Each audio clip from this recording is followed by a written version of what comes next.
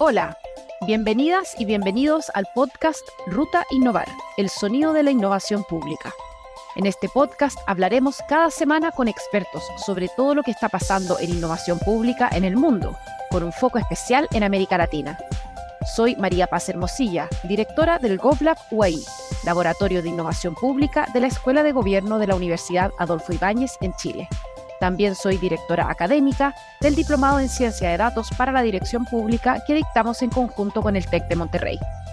Estamos de vuelta con una segunda temporada, después de 8 episodios donde cubrimos temas como las tendencias globales de innovación pública, la gobernanza de datos y la transparencia algorítmica. Si tienen preguntas o sugerencias, pueden escribirnos al correo electrónico govlab@uai.cl. Este episodio estará centrado en los avances del gobierno digital en América Latina. Para eso nos acompaña hoy José Klastornik, quien ha tenido diversas posiciones ejecutivas en instituciones públicas y privadas, entre ellas ser director ejecutivo de la Agencia de Gobierno Electrónico y Sociedad de la Información y del Conocimiento, AGESIC, del Uruguay por casi 14 años. Actualmente se desempeña como consultor en áreas de desarrollo digital en América Latina y es docente del Diplomado Internacional de Transformación de la Gestión Pública en la Era Digital que dicta la Escuela de Gobierno de la UAI. José es máster en Ingeniería Civil Estructural del Instituto Technion en Israel e ingeniero civil de la Universidad de la República Oriental del Uruguay. ¿Cómo estás, José? Bienvenido. Hola, muchas gracias por la invitación a estar acá. Encantado de ser parte de este podcast.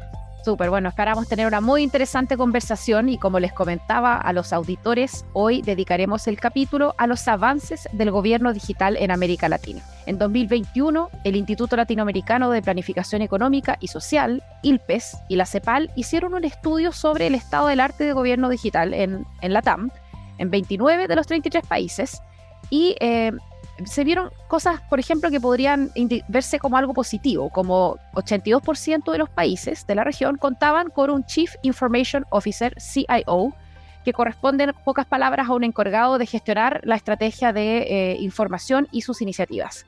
Desde tu experiencia, José, habiendo tenido este cargo, ¿cuáles crees tú que son los desafíos que denotan la importancia de contar con un CIO dentro de la estructura organizacional de los gobiernos? El primer desafío es definir y entender el rol del CEO, porque, digamos, si uno analiza la evolución del rol del CEO del gobierno, pasó de un rol, digamos, de coordinar la introducción de las tecnologías de la información en la gestión pública a un rol de liderazgo en la transformación digital del país. Entonces, el entender ese rol y conceptualizarlo desde la importancia que tiene es su primer tema. O sea, hoy tenemos todavía muchísimos países donde ese rol no está conceptualizado, donde apenas se entiende al CEO de gobierno en una lógica de gestión informática y no más de eso. Cuando uno lo conceptualiza como el encargado o el responsable o el líder de lo que es la transformación digital,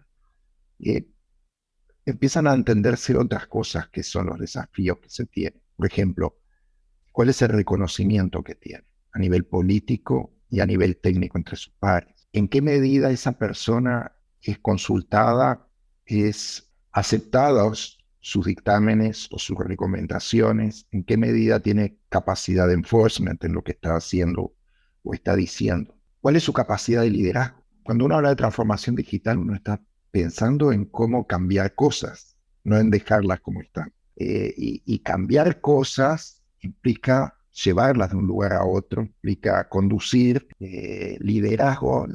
En inglés líder viene de la palabra conductor, o sea, es cómo estamos conduciendo ese pasaje de un lugar a otro, ese ir de un lugar a otro.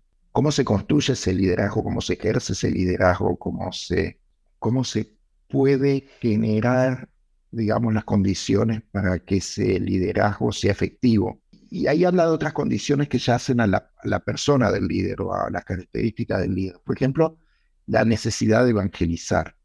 O sea, uno no arranca en una posición de estas, en una construcción desde cero, con todo dado. O sea, hay que evangelizar en cada uno de los temas. Y en la medida que se va evangelizando y generando conciencia de cada uno de los temas, se generan cajas de resonancia que de alguna forma generan el espacio para las proyecciones también futuras. O sea, por ejemplo, tema de hoy, inteligencia artificial. Hay una necesidad de rectoría que hasta han suscrito personalidades del mundo, digamos, diciendo quizás que hay que pararle el desarrollo de la inteligencia artificial. ¿Cuál es la caja de resonancia de cada uno de nuestros países de Latinoamérica está teniendo cada país para la discusión de esos temas? ¿Dónde se discute? ¿Cómo se habla? ¿Cómo se estructura los mecanismos? Bueno, eso es, si se quiere, en una cascada de todo lo que estamos hablando, el reconocimiento, un liderazgo, reconocimiento de una especialización que no implica hacerlo, implica el liderar, coordinar, articular, digamos, en los distintos espacios que puede existir a nivel público y privado para llegar a conclusiones y a recomendaciones que permitan tomar acciones efectivas en cualquiera de los temas que hacen a la transformación digital de un Estado. Coincido mucho en que el rol de CIO o Chief Information Officer tiene que ser, como tú dices, un rol de muy liderazgo, ¿no es cierto?, de que impulse la transformación, que coordine la transformación digital de los países y el tema de la evangelización.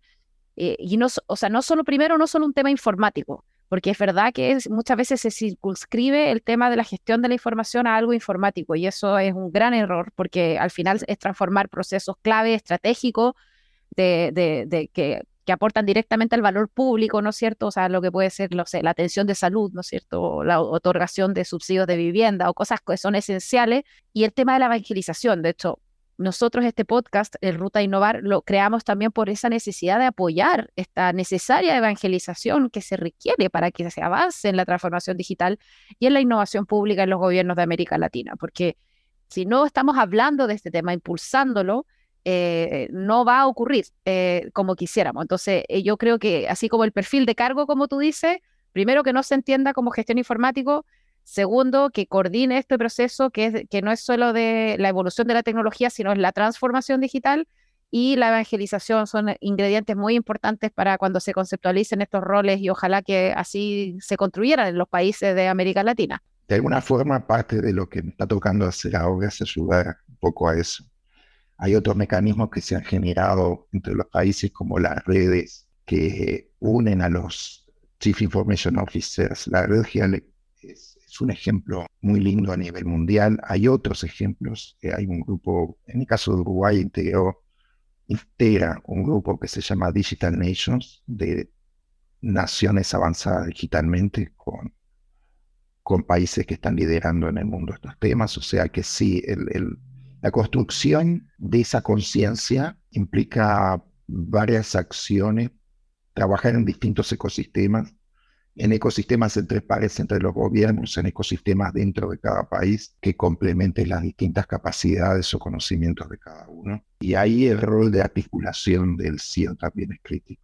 Así es, bueno, para los auditores que les interesa conocer más de lo que hace la red GALC, pueden ir a la página web redgalc.org y ahí es donde, ¿no es cierto?, este espacio que tenemos en América Latina para que se articulen en temas de gobierno digital.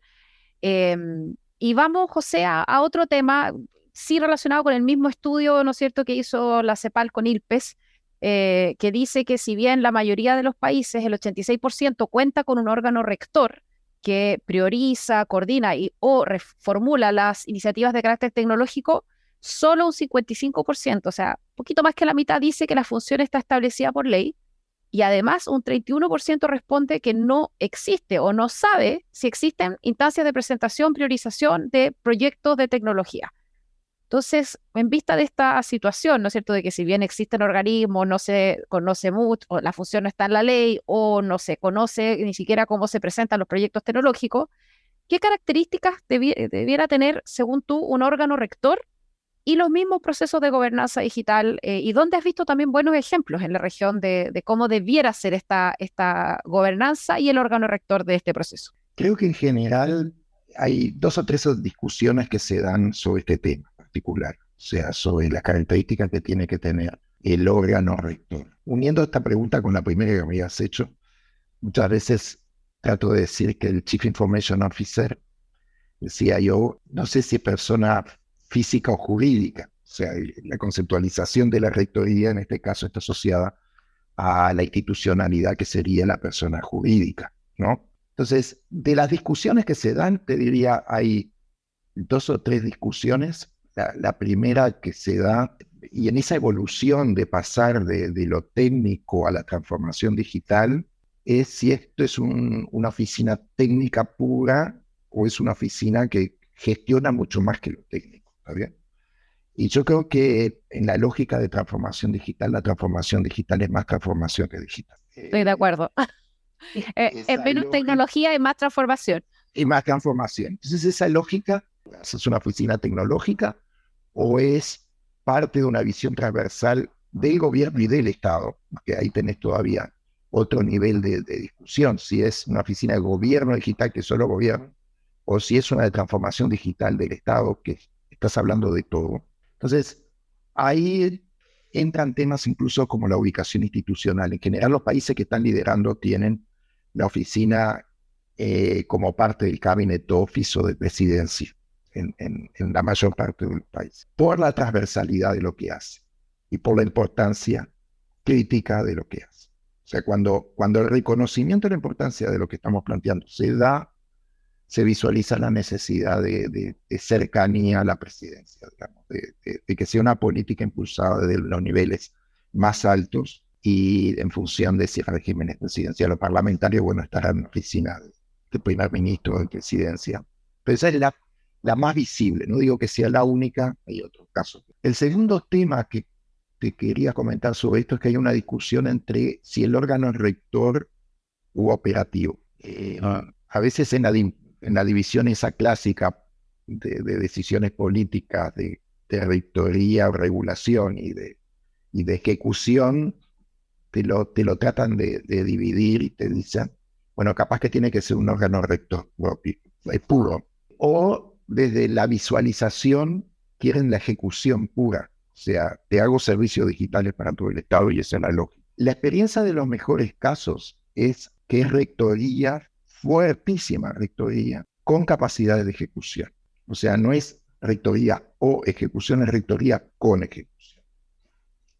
¿Por qué? Porque se da naturalmente. O sea, si tú, por ejemplo, defines como un principio la necesidad de la interoperabilidad dentro del Estado, ¿quién va a ser el organismo que va a generar la plataforma de interoperabilidad si no es el órgano rector? Más allá de que eventualmente contrate la ejecución operativa, pero quien define la plataforma, quien contrata o desarrolla esa plataforma, normalmente es ese órgano rector. Entonces, si lo contestase, digamos, rápido, diría, tiene que estar ubicado institucionalmente en un lugar de peso, en un lugar transversal, tiene que ser fundamentalmente un órgano rector con capacidades de ejecución. Y eso define la última cosa, que es, tiene que tener las capacidades. O sea, parte de los problemas que ves, y los ves en muchos lados, es que de repente ese organismo no tiene capacidad presupuestal propia, no tiene capacidad de generar adquisiciones propias. Te doy un caso, por ejemplo, si quieres uniformizar las compras del Estado, deberían trabajar en lo que es la tienda virtual del Estado, como lo tiene Chile Compra. Bueno, ¿qué capacidades tienes de trabajar junto a esa tienda virtual en la definición de los productos, en el análisis, eventualmente una compra centralizada de determinadas cosas que garanticen disponibilidad de determinados productos en tiempo y forma? Bueno, la lógica es esa. Si la sintetizaría serían esos tres: una buena capacidad institucional por ubicación y marco normativo, entender que es rectoría con ejecución y tener las capacidades para ejecutar lo que tiene que hacer. O sea, en ese sentido, a que sí, o sea, Uruguay estaría bien porque tiene una agencia dedicada, no sé si el director de GESIC se sienta o no se sienta en el gabinete de ministros. En Chile estaríamos mal porque la división de gobierno digital tiene en el fondo muchos niveles, por decirlo así, para llegar al presidente, ¿no es cierto? Porque estaría subsecretaria, ministro, luego presidente. En los otros países, ¿qué países tienen, por ejemplo, las agencias a nivel ya cerca de la presidencia, o sea, en el corazón de gobierno, uno podría decir? Sí, te diría que en el caso de Uruguay está muy cerca, pero no integra el gabinete. Y ese sería un tema que sería recomendable. O sea, así como determinadas oficinas de la presidencia integran el gabinete ministerial, como la oficina de planeamiento y presupuesto, la de servicio civil, quizás la de transformación digital debería integrarlo. Países que en Latinoamérica, países que están bien situados en ese aspecto, creo que Panamá con AIG tiene una ubicación, el cargo tiene nivel ministerial. En otros casos, digamos, que sería similar a lo que pasa en Uruguay, es tener un ministro de referencia o un primer ministro de referencia, pero no es que esté el director ejecutivo, digamos. Entonces esa sería una falencia. Oye, el Banco Mundial el año pasado dijo que la economía digital equivalía a un 15,5% del Producto Interno Bruto Mundial y que los últimos 15 años se ha registrado un crecimiento 2,5 veces superior al del PIB mundial. ¿Tú crees que en estas cifras se ha traducido en mejoras concretas de gobierno digital? Porque claro, la economía digital es mucho más amplia que el gobierno digital, pero tú sientes que efectivamente el gobierno digital tiene un espacio de aporte, ¿no es cierto?, al PIB de los países de América Latina. Bueno, te diría, hay varios temas sobre eso. El primer tema que está relacionado con temas que hablaba antes es si el CEO es CEO de gobierno digital o CEO de, no sé, una agencia de transformación digital. En el caso, por ejemplo, Perú, la Secretaría de Gobierno y Transformación Digital tiene economía digital bajo. En el caso de Uruguay, bajo la lógica de la agenda digital, tiene la articulación, pero no la rectoría. ¿Está bien? O sea, tiene la articulación de varias de las medidas. A mí la pregunta que me estás haciendo me lleva a varios temas. El primer tema es el crecimiento de esa economía digital está generando, digamos, todo un ecosistema a nivel de industria, todo lo que es fintech, por decirte algo, a nivel de consumidores, de ciudadanos, un acostumbramiento a determinados estándares que permea para el tema del gobierno digital. O sea, te permea como necesidad de tener determinados estándares de funcionamiento en la web, en los celulares, en los pagos, por ejemplo, por decirte algo, cómo pagas un servicio con el Estado. Y la gente se acostumbra a pagar de determinada forma, no sé cómo decir, nombres comerciales, pero digamos Amazon, algo que se acostumbra a un nivel de servicio que luego el Estado no es capaz de proveerle. O por lo menos empiezan a generarse exigencias. Entonces hay un derrame hacia el Estado en ese sentido. Pasa lo mismo a nivel de industria, o sea, del mismo modo que hay una industria fintech, hay una industria GovTech que está en evolución en este momento. Entonces, no te puedo explicitar los porcentajes, lo que te puedo explicitar sí es que hay un efecto contagio. Parte de lo que debería contestarte en la pregunta es que un buen órgano rector debería tener un observatorio que analice el impacto y en el análisis de impacto tener la respuesta a tu pregunta. Está bien. Oye, bueno, tú mencionaste el liderazgo que tiene Uruguay, que es parte de los Digital Nations, y en ese sentido siempre ha sido como un ícono en gobierno digital en América Latina. ¿Por qué crees que ocurrió eso y qué tenemos los otros países de la TAM que aprender del caso uruguayo? El liderazgo se construye en general bajo dos temas. O sea, se construye por estar muy bien en indicadores, y Uruguay lidera casi todos los indicadores, en la región en casi todos los indicadores de referencia, y tener proyectos, digamos, de referencia. O sea, Uruguay tiene, yo que sé, el de historia clínica digital. Además, el 100% de los servicios en línea tiene el de historia clínica digital, tiene el CEIBAL, el de One Laptop Per Child, o sea, a nivel educativo, tiene varios proyectos, a nivel de ganadería, el tener todo el ganado trazable, o sea, lo digo muchas veces en broma, pero tenemos 4 vacas por cada persona en Uruguay y cada vaca tiene una caravana con un chip. Se tiene que tener eso. Para tener todo eso, eso significa no es una acción puntual, se tiene que tener muchas cosas que estén ayudando en eso. Tenés que tener buena conectividad, tenés que tener una industria de software que te acompañe, o sea, lo que tenés que tener es un ecosistema que funcione. Y el liderazgo para aprovechar esas circunstancias e invertir para que esos proyectos crezcan y se desarrollen. Y continuidad en el tiempo. Sí. Y continuidad en el tiempo. Y continuidad en el tiempo.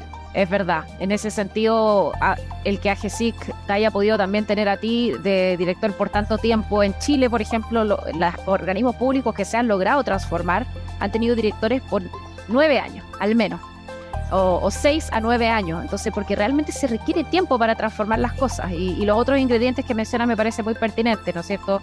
Un ecosistema, una industria que la transformación ocurra en procesos relevantes, como tú dices, educación, salud, agricultura, o sea, que se vea que esta transformación tiene un efecto concreto en la vida de las personas o de la economía, que a su vez afecta la vida de las personas. Así que creo que son ingredientes muy, muy importantes y un liderazgo como para poder hacer eso. Así que muchas gracias, José, por tu participación. Ha sido un gusto tenerte como entrevistado y que te vaya muy bien. El placer de estar con ustedes y nos vemos en algún momento. Eso esperamos, eso esperamos. Un abrazo a todos.